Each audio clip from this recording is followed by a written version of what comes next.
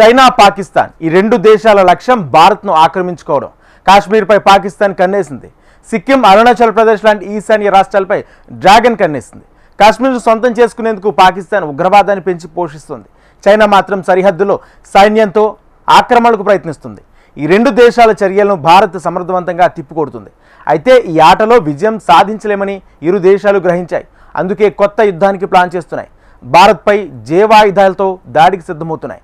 పాకిస్తాన్ జీవాయుధాల తయారీకి అవసరమైన రసాయనాలు చైనా పెద్ద ఎత్తున పాకిస్తాన్కు ఎగుమతి చేస్తుంది. ఈ విషయాన్ని ఇటీవల భారత్ గుర్తించింది.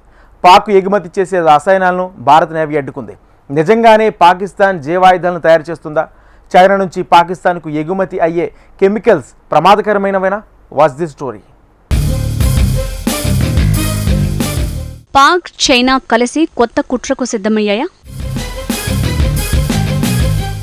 పాకిస్తాన్కు చైనా ఎలాంటి కెమికల్ను ఎగుమతి చేస్తోంది? పాక్, డ్రాగన్ కలిసి ఎలాంటి సీక్రెట్ మిషన్ ని చేపట్టాయి? పాకిస్తాన్ ఇప్పుడు ఆర్థికంగా చితికిపోయిన దేశం. ఆ దేశం ప్రభుత్వం నడపడానికి కూడా అప్పులు చేయాల్సిన పరిస్థితి.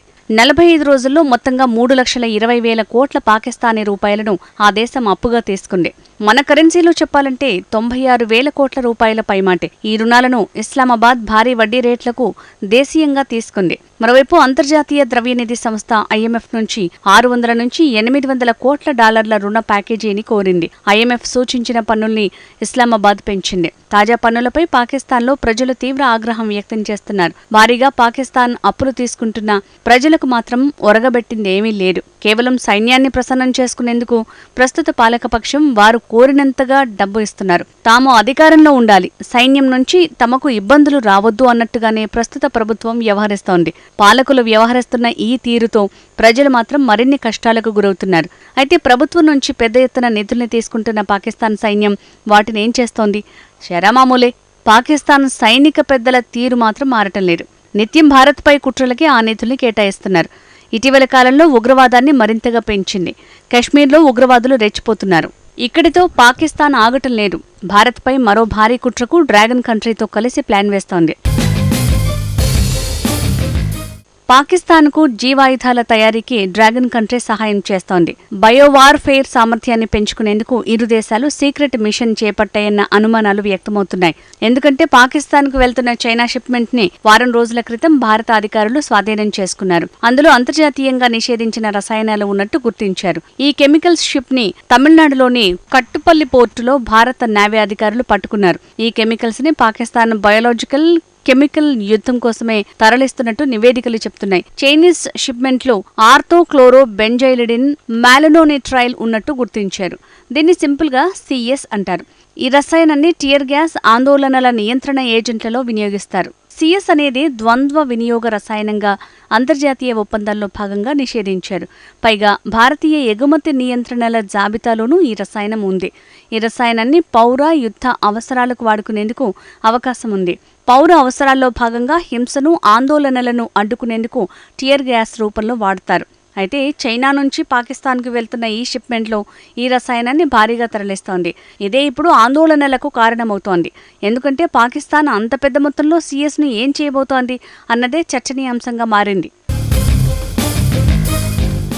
భారీ పరిమాణంలోని CS ను పాకిస్తాన్ మిలిటరీ అవసరాలకు వాడుతుందా? భారత్ సీజ్ చేసిన మొత్తం CS బరువు 2,560 కేజీలు. ఈ మొత్తం రసాయనాన్ని 103 డ్రమ్ముల్లో నింపారు. ఈ CS ను చైనాకు చెందిన చెంగ్డు షిచెన్ ట్రేడింగ్ కంపెనీ ఎగుమతి చేస్తోంది. పాకిస్తాన్లోకి రోహిల్ ఎంటర్ప్రైజెస్ అనే సంస్థ CS ను కొనుగోలు చేసింది. ఈ రోహిల్ ఎంటర్ప్రైజెస్ అనే సంస్థ పాకిస్తాన్లోని రావుల్పిండికి చెందిన ఆయుధ ఉత్పత్తి సంస్థ. ప్రతి డ్రమ్ములోనూ 25 కేజీల CS ఉన్నట్టు భారత నేవీ అధికారులు గుర్తించారు. హుండే షాంఘై అనే షిప్లో ఈ రసాయనాన్ని పాకిస్తాన్కు తరలిస్తున్నారు. అయితే భారతీయ నేవీ అధికారుల్ని ఏమార్చేందుకు సైప్రస్ దేశ జాతీయ పతాకంతో కరాచీ పోర్టుకు వెళ్తోంది. ఈ నౌక కట్టుపల్లి పోర్టుకు 2024 మే 8న చేరుకుంది. సాధారణ తనిఖీలో భాగంగా హుండే షాంఘై షిప్ ని భారతీయ కస్టమ్స్ అధికారులు తనిఖీలు నిర్వహించారు. భారతీయ ఎగుమతుల్లో బ్యాన్ చేసిన కెమికల్ నౌకలో ఉన్నట్టు గుర్తించారు. కస్టమ్స్ యాక్ట్ 1962 చట్టం ప్రకారం ఈ షిప్ ని భారత నేవీ అధికారులు సీజ్ చేశారు. సామూహిక విధ్వంసకర ఆయుధాలు రవాణా వ్యవస్థల చట్టం 2005 ప్రకారం కూడా కేసులు నమోదు చేశారు. అంతేకాదు రసాయనాన్ని మరింతగా పరిశోధించిన తర్వాత వాసానార్ అరేంజ్మెంట్ అనేది స్వచ్ఛంద ఎగుమతి నియంత్రణ సంస్థ. ఇది 1996 జూలైలో ఏర్పాటైంది. వాసానార్ అరేంజ్మెంట్లో మొత్తం 42 సభ్య దేశాలున్నాయి. ఈ సంస్థ సంప్రదాయ ఆయుధాలు, ద్వంద్వ వినియోగ వస్తువులు, సాంకేతికతల బదిలీ వంటి సమాచారాన్ని మార్పిడి చేస్తారు. అయితే వాసానార్ అరేంజ్మెంట్లో భారత్ సంతకం చేసింది, కానీ పాకిస్తాన్, చైనా దేశాలు చేయలేదు. అధిక మొత్తంలో ప్రమాదకర రసాయనాన్ని పాకిస్తాన్కు చైనా తరలిస్తుండటంతో భారత్ ఆందోళన వ్యక్తం చేస్తోంది. ప్రధానంగా పాకిస్తాన్కు చెందిన డిఫెన్స్ కంపెనీకి ఈ రసాయనాన్ని ఎగుమతి చేస్తోంది. దీంతో బయో వెపన్స్ ని పాకిస్తాన్ తయారు చేస్తోందా అన్న అనుమానాలు వ్యక్తమవుతున్నాయి. అంతేకాదు పాకిస్తాన్లో అంతర్గతంగా వివాదాలు కొనసాగుతున్నాయి.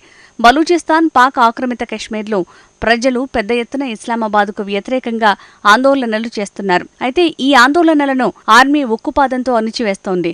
ఈ నేపథ్యంలోనే భారీ ప్రమాదకర రసాయనాలను షెహబాజ్ ప్రభుత్వం కొనుగోలు చేస్తుందా అన్న సందేహాలు కూడా ఉన్నాయి. పాకిస్తాన్కు చైనా ఇతర ద్వంద్వ వినియోగ వస్తువులను సరఫరా చేస్తోందన్న ఆరోపణలు వస్తున్నాయి. ఈ నేపథ్యంలో తాజాగా షిప్మెంట్లోనూ అలాంటి రసాయనాలను భారత్ సీజ్ చేయడంతో అనుమానాలు నిజమేనన్న చర్చ జరుగుతోంది. అంటే పాకిస్తాన్ సైన్యం కుట్రలకు డ్రాగన్ కంట్రీ సహకరిస్తోందన్నమాట. అయితే తాజా సిఎస్ కెమికల్తో కేవలం టియర్ గ్యాస్ బుల్లెట్ల తయారీకే పాకిస్తాన్ పరిమితమవుతుందా, లేక జీవాయుధాలను తయారు చేస్తుందా అన్న అనుమానాలు భారత్ని ఆందోళనకు గురి చేస్తున్నాయి.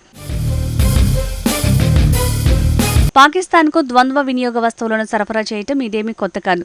ఈ ఏడాది ప్రారంభంలో అంటే మార్చిలో పాకిస్తాన్ రక్షణ పరిశ్రమ కోసం high precision computer numerical control మెషినరీని సరఫరా చేస్తుంటే భారత్ పట్టుకుంది. ఆ తర్వాత ఏప్రిల్లో పాకిస్తాన్కి బాలిస్టిక్ క్షిపణి కార్యక్రమానికి అవసరమైన విడి భాగాల్ని చైనా సరఫరా చేస్తున్నట్టు అమెరికా గుర్తించింది. దీంతో చైనాకు చెందిన 3 కంపెనీలపై అగ్రదేశం ఆంక్షలను విధించింది. అంతర్జాతీయ నిబంధనలను విస్మరించడంలో ఐరన్ బ్రదర్ దేశాలు విపరీతంగా ప్రయత్నిస్తున్నాయి. అంతేకాదు ఈ ఏడాది ప్రారంభంలో సిఎన్సి మిషనరీని కూడా సీజ్ చేశారు. 2 దేశాలు ఈ నిబంధనలను ఎలా ఉల్లంఘిస్తున్నాయో చైనా సరఫరాలను బట్టి తెలుస్తోంది. చైనా, పాకిస్తాన్ చేస్తున్న చట్టవిరుద్ధ కార్యకలాపాలతో తీవ్ర పరిణామాలు తప్పవని నిపుణులు హెచ్చరిస్తున్నారు. అయితే సముద్ర మార్గంలో చైనా, పాకిస్తాన్ సరఫరాలపై కన్నేయడంతో రోడ్డు మార్గాన్ని ఉపయోగించే అవకాశం ఉంది. అదే జరిగితే పాకిస్తాన్, చైనా ఏం చేస్తున్నాయో తెలుసుకోవటం చాలా కష్టమని భారత్ ఆందోళన వ్యక్తం చేస్తోంది. చైనా, పాకిస్తాన్ మధ్య విస్తరిస్తున్న నెట్వర్క్తో భారత్ అప్రమత్తమవుతోంది. ఇప్పటికే చైనా కంపెనీలు పాకిస్తాన్ బాలిస్టిక్ క్షిపణి కార్యక్రమానికి విడి భాగాలను సరఫరా చేస్తున్నాయి. చైనా మద్దతుతో పాకిస్తాన్ రహస్య ఆయుధ తయారీలను ముమ్మరం చేస్తోంది.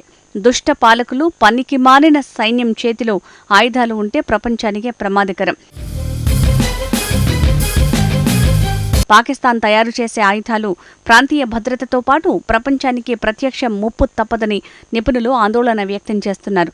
పాకిస్తాన్ తయారు చేసే ఆయుధాలు, జీవ ఆయుధాలు ఉగ్రవాదుల చేతుల్లోకి వెళ్తే మొదటి బాధిత దేశం మాత్రం భారతే అవుతుంది.